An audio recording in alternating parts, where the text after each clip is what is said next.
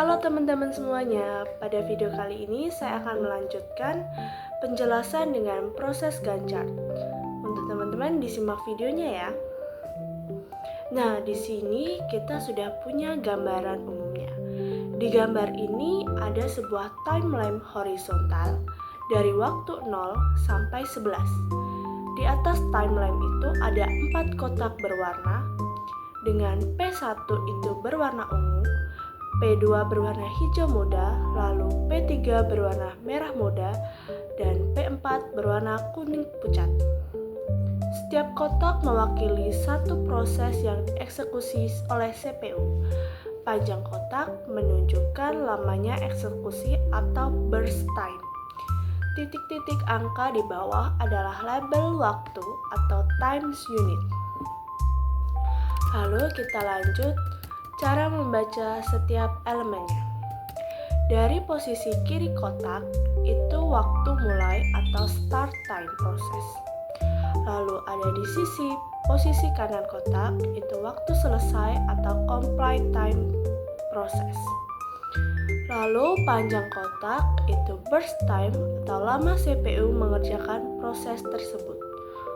Urutan kotak dari kiri ke kanan. Urutan eksekusi CPU di sini mengikuti FCSS. Siapa yang datang terlebih dahulu maka akan dikerjakan terlebih dahulu. Contoh pada gambarnya ini, P1 itu dimulai di T0 dan selesai di T5. Maka panjangnya 5 satuan, burstnya 5. Lalu P2 dimulai di T5 dan selesai di T8. Panjang burstnya 3, maka burstnya adalah 3. Dan P3 dimulai di T sama dengan 8 dan selesai di T sama dengan 9. Panjangnya 1. P4 dimulai di T9 dan selesai di T11, maka panjangnya 2. Lalu dilanjutkan dari data tersebut. Nah, di sini P1 masuk di waktu 0 dan selesai di waktu 5 karena BT-nya adalah 5. Lalu dilanjut P2 yang datang di saat P1 masih berjalan. Nah, karena ini konsepnya menggunakan FCFS, maka P1 tidak bisa diganggu dan P2 harus menunggu hingga P1 selesai. Lalu di waktu keempat P3 juga datang, tetapi P1 masih berjalan sehingga tidak bisa diganggu. Jadi P3 harus tetap menunggu. Nah, dilanjut untuk P2 itu berjalan di waktu kelima dan P2 selesai di waktu ke-8. P3 berjalan di waktu ke-8 sampai ke-9. Lalu P4 datang di waktu kelima, yang dimana P2 masih berjalan dan harus menunggu.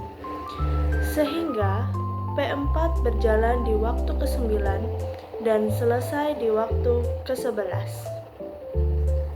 Jadi, Gantt adalah visualisasi langsung dari aturan FCSS ditambah waktu kedatangan ditambah durasi proses. Lalu, perhitungan waktu penting. Dari chart, kita bisa baca compline time atau CT, lalu dihitung. Turnaround time atau TAT sama dengan CT dikurang AT. Waiting time atau WT sama dengan TAT dikurang BT atau start time dikurang AT. Lalu kita lanjut hitungan untuk setiap proses. Ini dibaca dari chartnya. P1 CT-nya sama dengan 5. TAT-nya sama dengan 5 dikurang 0. 5 dikurang 0 sama dengan 5. Lalu WT-nya sama dengan 5 dikurang 5 itu sama dengan 0. Lalu dilanjut P2 itu CT-nya 8. Lalu TAT-nya 8 dikurang 2 itu sama dengan 6. Lalu untuk WT-nya itu 6 dikurang 3, maka 3. Lalu P3-nya, si T-nya 9, lalu TAT-nya adalah 9 dikurang 4, maka hasilnya 5. Dan untuk WT-nya itu 5 dikurang 1, sama dengan 4.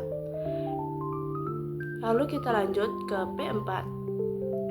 Si T-nya sama dengan 11, lalu ke TAT-nya itu 11 dikurang 5, hasilnya 6, dan WT-nya 6 dikurang 2 itu 4. Lalu di P1 ini, P1 tiba di T0, langsung diproses dan selesai di T sama dengan di T5.